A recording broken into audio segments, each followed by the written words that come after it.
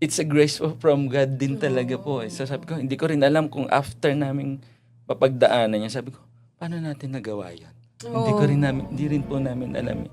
And parang everyday na lang po na nag-challenges na tinitignan na lang namin, ano mo yung mga blessings mo, Lord, sa amin. Meron.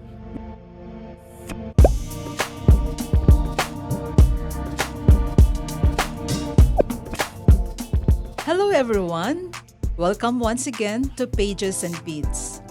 Every book has its pages, but behind every page is a heartbeat, a story, an experience, and a message waiting to be discovered. And that's what Pages and Beats is all about, diba, Tita Gina? We Yes. sit down with the author to discover the stories behind their books at yung mga experiences nila that inspired them to write. So today, we're turning the pages of a book na nagpapaalala sa atin that God's miracles doesn't simply happen in extraordinary moments. They continue to unfold quietly in our everyday lives.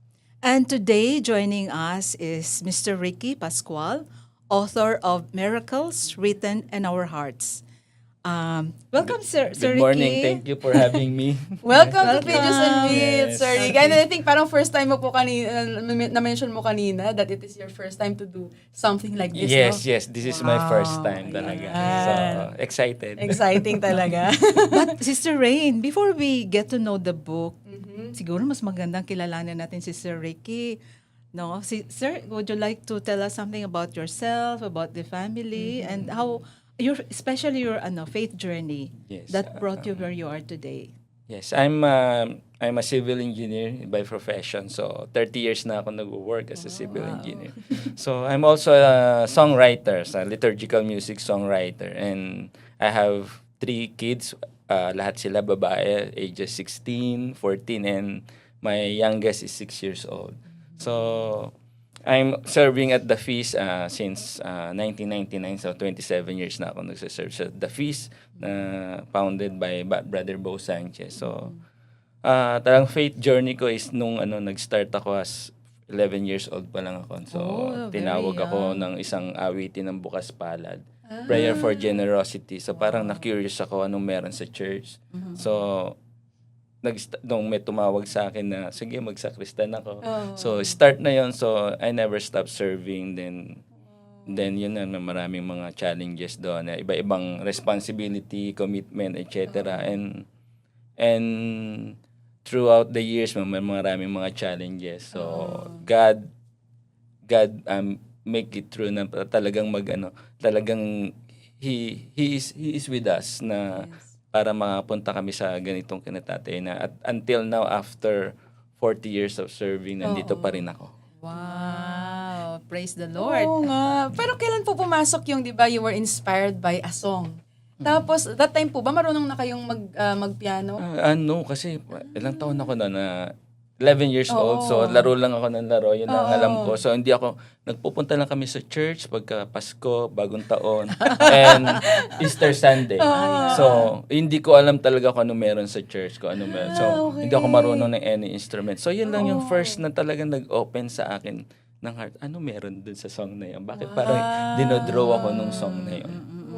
Napakalalim, ano? Oo. And for sure, yung sinasabi niyo po kanina ng mga experiences ninyo, yung mga ups and downs ng buhay ninyo, are what really inspired you to write those songs, di ba? And to also write the book, di ba? Ang ganda po. Yeah. Talagang God never wastes an experience. Diba? Amen. Everything ay ginagamit niya para sa ating kabutihan. At para merong pang ma-produce na fruit yung mga difficulties na yun. Yes. Yan, ang ganda. Sir Ricky, kailan po kayo nag-start na magsulat ng book? And ano nagpo-push you to write? Nung naisulat mo na yung mga book, meron ka ba talaga particular intention for the audience? Ano kaya ang message na gusto mo iparating sa kanila? Yes, hindi talaga ako interesado magsulat. No? Kasi alam mo, pag civil engineer, mahina sa English. Mahina sa writing. Ayaw ng creative writing. So, iniiwasan ko talaga yan nung bata ako. And meron lang akong sinulat sa aking long-term goal na gusto ko maging author. Kahit isang book lang. Pero Achieve. at that time, sabi ko, susulat ko, wala akong kwento. okay naman ang buhay namin, walang mga kahit anong challenge. Ano Oo. yung kukwento ko? So, bahala ka na lang, Lord. Parang Oo. ganun. So, after 20 years, so, God gave me a story na sabi ko, it will inspire people na pag shinare ko siya. Kasi pagka na-invite na kami to share sa mga Oo. community, kami ng wife ko to share our testimony, ano yung mga challenges namin and everything. Sabi ko, yung mga ganon. So, yung audience mo limited. So sabi ko, why not write that book Oo. to inspire more, to reach bigger audience. Oo. Yeah. Tapos sabi ko, that time, paano ko ba siya isusulat? Kasi wala akong alam. Wala akong kahit ano. So, yun. Nagsulat lang ako, bahala ka na, Lord. Susulat lang ako yung mga story na nangyari about my wife, about my daughter.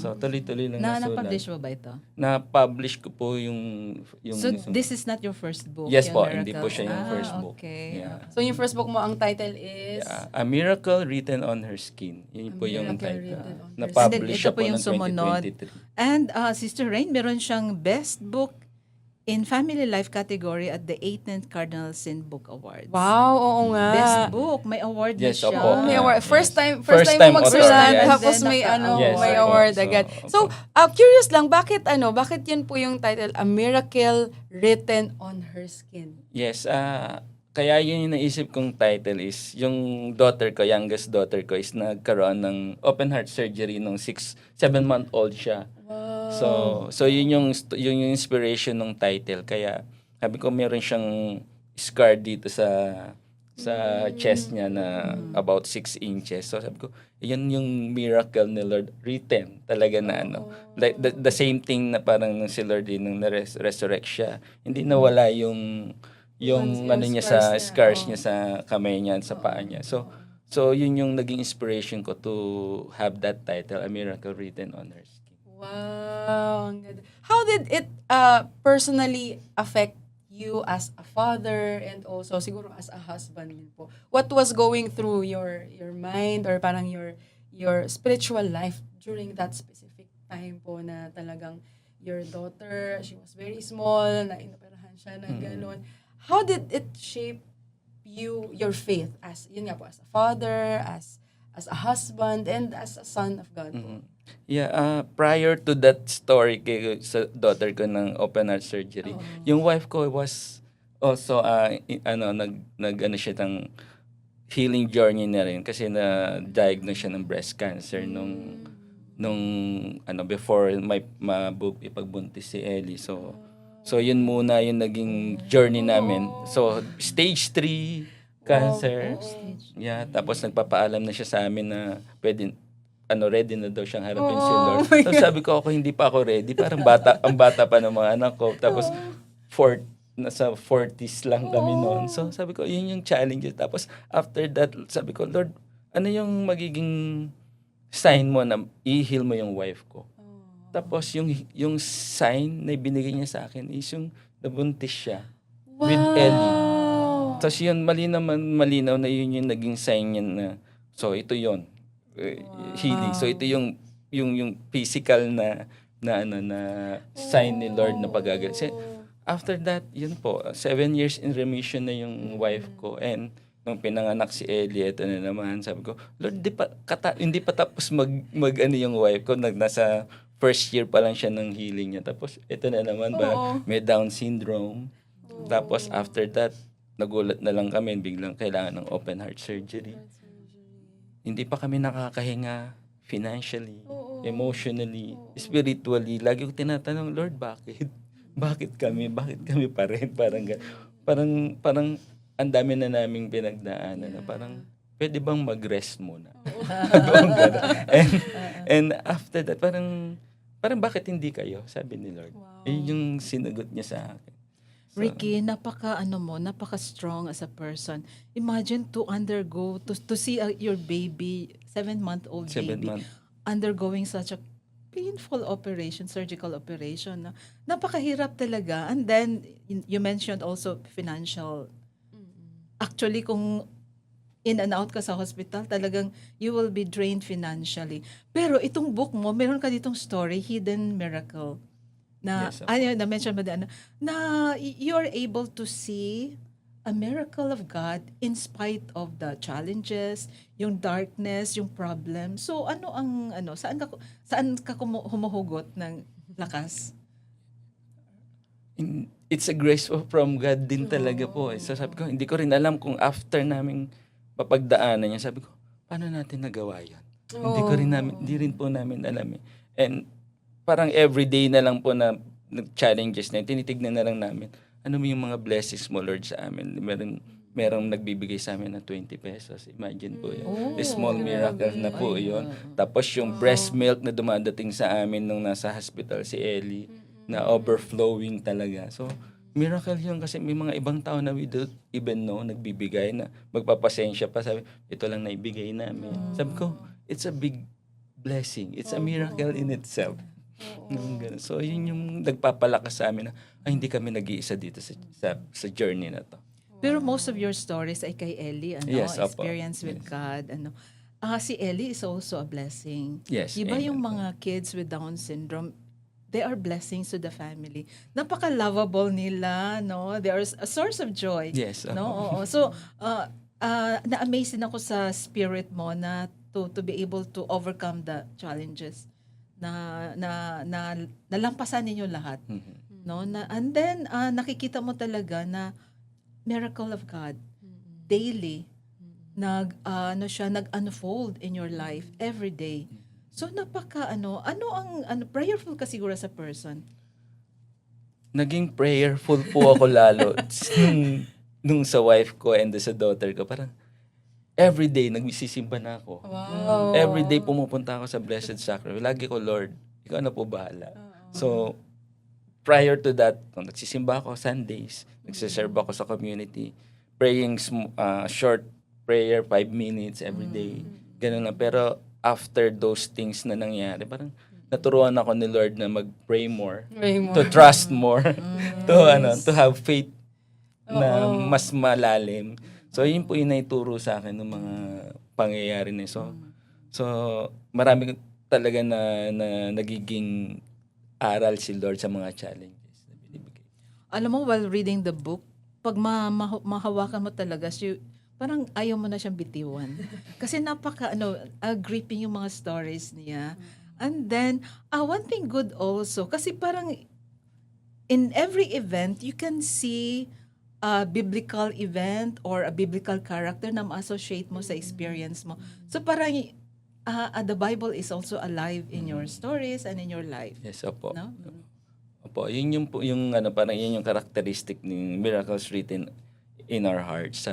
Parang kinoconnect ko siya lagi doon sa ano ba yung nangyari nung Old Testament si Zarephath, parang yung mga ganun na ginagawa na paano nag-pray si David nung nagkasakit yung anak niya.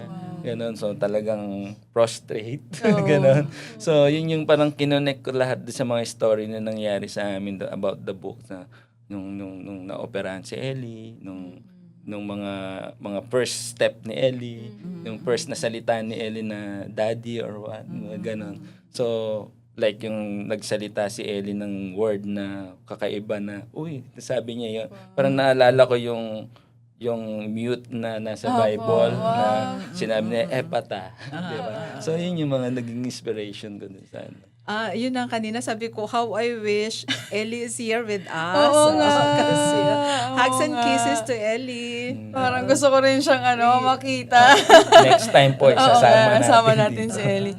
Ang galing kasi, I'm just really amazed. Kasi whatever you have shared so far, parang I really feel that parang God's love and parang His grace has just really poured out on you.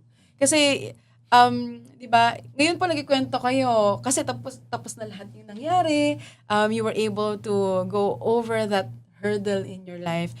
Parang ngayon, ang dali na lang yung pag-usapan, okay, nagka-cancer yung wife ko, tapos nagka-surgery. Parang our experiences can be summarized in just one word, pero hindi yun naging ganun kadali. And the way you're sharing your story now is parang talagang, it's just really filled with parang, for me, God's miracles, no? Parang, you are now a bearer of that miracle. Amen. That the Kasi Lord siya has mismo done. is a miracle. Yes, oo. Ikaw mismo. At saka parang, yung nakwento niyo po na nung bata kayo na 11 years old, tuwing Christmas lang nagsisimba, gano'n. But because of the experiences that you had, naging daily na yung Mass. So parang yung mga challenges po na nabanggit niyo just really just brought you closer to God. Amen. And with that, saan nyo po parang na-inspire? Kasi it's one thing to experience the miracles by, sa sarili nyo po, di ba? Pero you were inspired to share it to other people. Ano po yung naging inspiration na parang, ay, gusto kong isulat, gusto kong maraming tao pa yung makarinig ng ganitong mga miracles? Yeah. Hindi ko talaga maano na bakit ko ba sinulat to? Parang ginulo ni Lord lalo ang buhay ko dahil sa pagsusulat na. pero sabi ko it's a mission na rin na to kasi sharing it in front of people during events is just one time or konti lang, so 100, 200 people. Pero pag book na hawakan mo, pwede mong ipahiram sa kaibigan. Yes. Or Balik-balikan. after, pag wala na tayo rito sa mundo, nandiyan pa rin yung book eh. Makikita pa rin, uy, may ganitong nangyaring istorya. Makaka-relate yung mga tao sa mga stories, lalo na dun sa miracles written in our hearts. Na ordinary miracles happen every day. Parang yung kwento nyo mga from Old Testament, di ba? Naging inspiration nyo rin that because they were written. Yes. Now you're also inspired to see your life through that lens. And it just says to us that our God is really the same God yesterday, today, and forever. Amen to that. Yeah. Who continues to make miracles for us. Amen. In the ordinary. Yes, amen, amen. Wow. Naku. And I think you also read the Bible a lot because you're able to connect your experiences with some biblical events. Yeah, reading the Bible, lately hindi masyado. Pero I read the Bible siguro 3 times na, cover to cover. Wow. So sabi ko gusto ko ng 4th uli, hindi ko pa siya natatapos, pero binabasa ko siya. So nasa Genesis pa lang uli ako ngayon. So gusto ko siyang magbasa na parang every time na magbabasa ka ng Bible, meron kang matututunan. Something new. Opo, totoo. And, nung binasa ko to nung una, hindi ko nakita tong istorya na. yes. Hindi ko nakita tong reflection na to. So iyon po. So everyday din po, meron akong reflection ng reading na sinusulat ng... Baka yun ang next book Oo natin. nga. Meron po ako... Actually po, yan po yung pangarap ko magkaroon ng 365 days na book. Na puro reflection. Mga reflection, yes. Oo nga. So you really spend time for prayer? Time Yeah, with God? nagpe-pray po, yes. And hindi naman po yung prayer na sobrang ang dami ng mga words na eloquent words, pero personal prayer na every time na parang may nangyayari sa iyo or be thankful. So, Lord, thank you po na nakaupo ako sa MRT kahit na rush hour. Lord, gusto ko po ng kape kasi traffic na traffic dito, tapos may biglang dadating na mag-o-offer ng kape na nagtitinda. So thankful ka doon. So yung mga ganong small na mga prayers na sinasagot ni Lord, you have to be thankful din. So natututo ka rin na mag-pray more talaga. Yung ganon. So prayers, going to the Blessed Sacrament from time to time na hindi na kaya ng everyday. So nagpupunta ako para quiet kasi sa Blessed Sacrament. So, lalo na pagka magulo yung isip mo, pagdating sa Blessed Sacrament, nare-relax ka. Oo. Curious na ako kasi sabi mo kanina, there was also a point in your life na para bang, Lord, bakit ako? Mabait naman ako, nagsisimba, nag-serve man ako. Bakit binigyan mo ko ng ganitong challenges? Ano kaya sagot ni Lord sa'yo? Yun nga po ang tagal ko na nagsiserve. Yung pala, hindi po tayo exempted pag matagal na nagsiserve. Hindi pwedeng, parang, nagsiserve ka na ng matagal, hindi ka na magbibigyan ng trials. Trials will be there for everyone. Na parang, Or baka it was also a test of your faith. isa na rin Mas po lalo yun. na-deepen yung Test of the faith. mo Bakit with the ako? Lord. Ang sagot lang niya po, why not? Yun lang po yung sagot niya sa akin. Why not? Oo nga naman, Bakit naman hindi? So, yun. Okay, Lord. Ma-imagine ko yung tree na pag every time may typhoon, malakas ang hangin, mas lalo daw na dideepen yung mga roots na. Parang ikaw rin, Totoo Sa, po yun. ang dami-dami. Alam mo kung ano ka sa story mo, parang sabi ko, hindi ko ata kaya. Kakayanin po pagka nandun na po. Pero yun na nga, may grace. Opo, grace po ni Lord talaga. At saka binibigay lang siguro yan to persons who are capable. Sabi nga raw po ng mga friends ko, pero parang hindi naman ako capable, sabi ko sa kanila. Pero thankful ako Lord na i-trust niya sa akin sa amin yung mga trials na yun. Parang, Special ka kay God. thankful Special. po ako doon. Ang ganda. Yun nga po nasabi niyo rin kanina yung mga, there are ordinary miracles po na hindi niyo inaasahan. You shared yung kunyari yung about sa kape, di ba? Yung mga, yung parang little whispers in our hearts, di ba? Oo. Nagbago po ba yung understanding niyo tungkol sa miracles habang tumatagal? Tsaka, sa tingin niyo po, bakit minsan hindi natin nakikita or nare-realize na yung nangyari pala na yun ay isang himala? Yes, oo. Parang dati kasi parang naisip natin na miracle yung mga nabuhay, napatay, yung bulag na nakakita, like sa Bible. Extraordinary miracle. So, nasa-set aside natin yung mga simple miracles na nangyayari sa buhay natin. Na, like for example, may isa pa akong nang ganun, pag uwi ko sa bahay, 10 p.m., gusto ko ng mainit na sopas. Oo.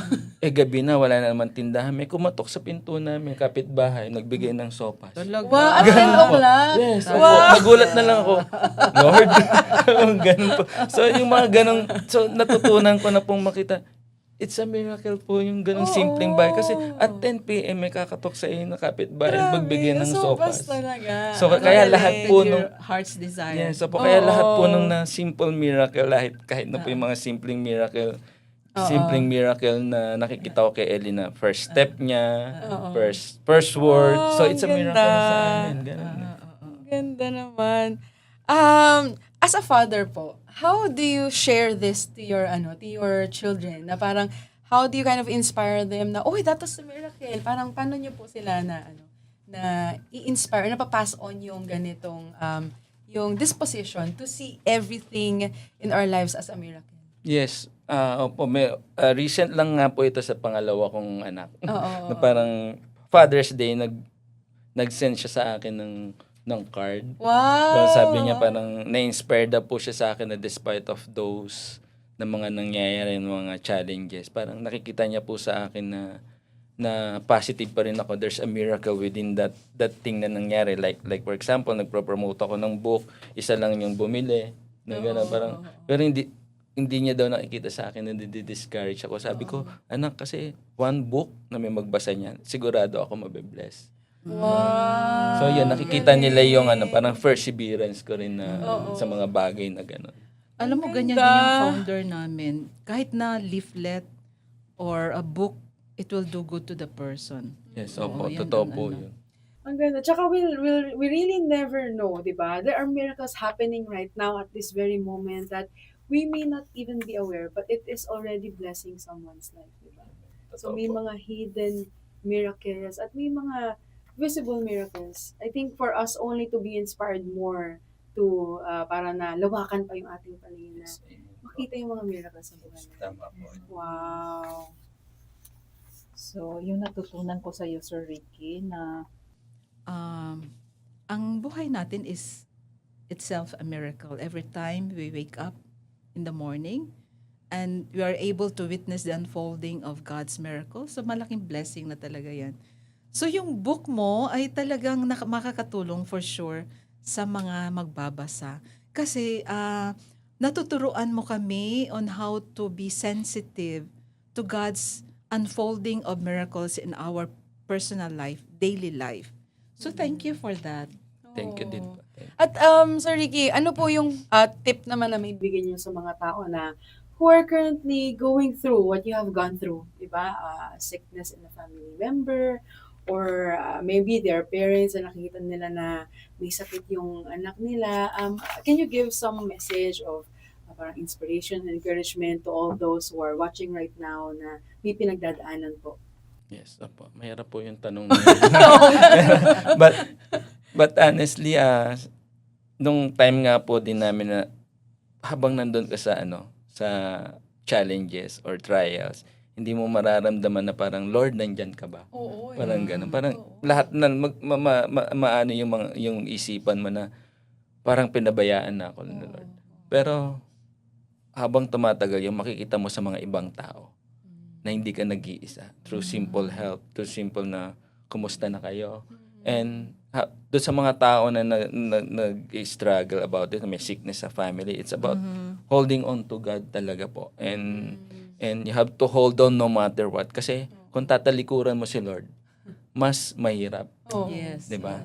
So kung nandiyan si Lord, for sure hindi kanya pababayaan. So you have to be sensitive lang na while you are waiting for the big miracle, the miracle na extraordinary miracle. God is making you see and witness those small things na miracles na nasa paligid mo, like a hug from a friend, like something na someone na like sinabi ko kanina na nagbigay ng 20 pesos.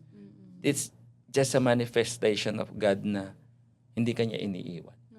Yun po yung So yung family mo naman, yung mga kids, siguro nagiging close kayo or because of this, especially the presence of Ellie in your life, nagiging close kayo as a family? Or kasi you can choose either sasabog ang family, iiwanan na or magiging you have to stick to each other to survive. Yes. No?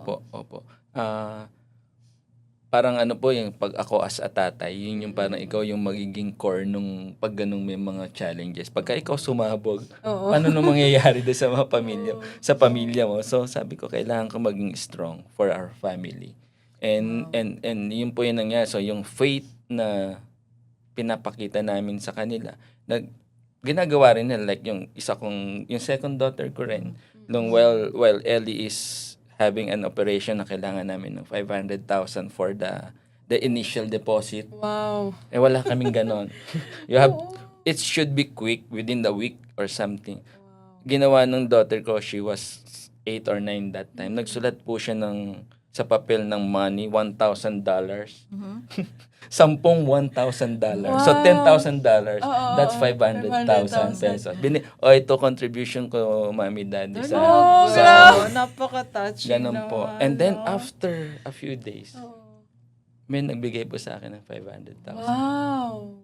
As in from the US, $10,000 dineposit sa amin. Oh my So gosh. yung faith na pinapakita namin, nag-aano rin po sa mga anak namin. Like yung panganay ko rin po, pag-pray niyo po yung mami ko kasi may sakit. Para bang yung anak mo siguro, she claimed that particular blessing. So kaya binigay sa Amen. iyo.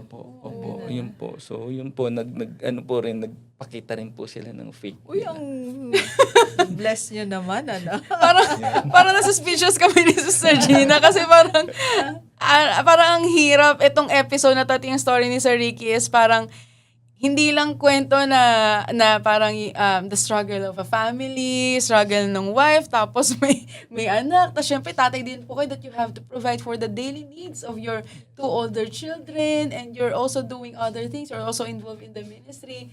And to see how the Lord is really kind of making miracles for you. Amen. Na yung ganun na kunyari, yung anak niya nagsulat ng $1,000. Tapos, totoo pala. Ano kayo susulat din tayo? Oh, sige na. Para maging pera. Baka ibigay ni Lord. Magiging uso pa naman yung photocopy. Oo, nako, baka medyo delikado yata yan, Sister Gina. Bawal yan, bawal. Oo.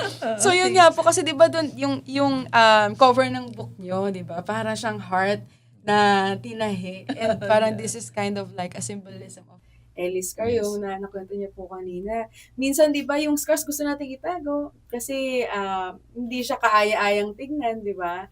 At parang reminder siya of what we have gone through. Pero ngayon po, ginawa niya pong book cover pa. Kasi nga, yun yung miracle. How do you explain that po na sa inyo pong book naging reminder siya na, blessing. Itong scar na to is a reminder that God has visited our family. God is in our family, and He continues to be visible in our family through this scar. So ano pong parang, can you elaborate more on that? Yung parang appreciating and embracing our scars. Yes. Yung first book ko kasi, yung naka-open pa yung heart din, magkahiwalay pa siya. Pero may tahi. may tahi. So, ibig sabihin, fresh pa siya. So, ito, okay. naka-close na siya. Sarado na siya. So, Close square na. na siya talaga. So, tapos na yung pinagdaanan niya. So, it's more of a happy thing na po yung miracles written on her skin. Wow. So, yung isa, yung first book ko is mga struggles talaga naman. So, this one is yung mga development ni Ellie. So, sabi ko nga po kanina, is about the scar. Is kahit si Lord, in-embrace niya yung scar. So, hindi niya inalis yung scar niya dun sa Yes, nung oo, nag-resurrect siya. resurrection. So, ito yung scar ko. It's just a symbol Embracing the na hindi lang siya pain, yung scar. It's a victory. Yes, So, no? victory ni Lord na about to save us from our sins. And yung din po yung na-close na yung, it's a scar na. So, victory happens. So, it's a reminder na yung scar mo is not just about pain, it's about victory. Doon sa introduction mo, meron kang sinabi, miracles do not end when the wound is closed. Ano po kayong ibig sabihin nito? Yeah, opo. The wound nasara yes, na nga yun. nasara na po siya. So, ibig sabihin, hindi naman siya natatapos after ng matapos mo yung pinagdaanan mo na okay na Lord, magaling na yung anak mo. So, go back to your ordinary life and ganun lang ba? Hindi pwede. So, you have to share that that wound to others. Kasi hindi lang naman wound siya. It's a victory. Kasi sabi ko nga kanina, you have to share it.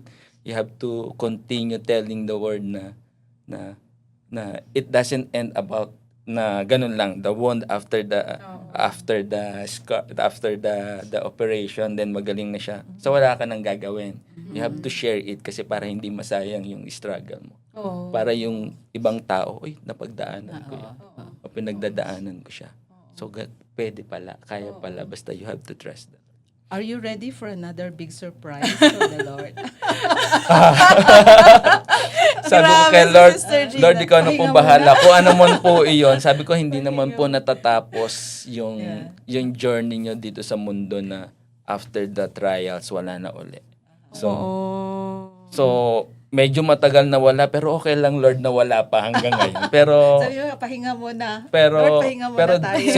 si Lord po hindi natin Oo, hindi talagang natin alam kung ano yung gusto Ang niya timeline mangyari. ni Lord, iba. Yeah, so iba po talaga yung gusto niyang yung gusto natin ito, wag na, pero like nung sa wife ko nga, after dito Lord, wag na. tama na. Pero meron pong dumating nung mas maano pala. So yun po. So thankful na until now wala.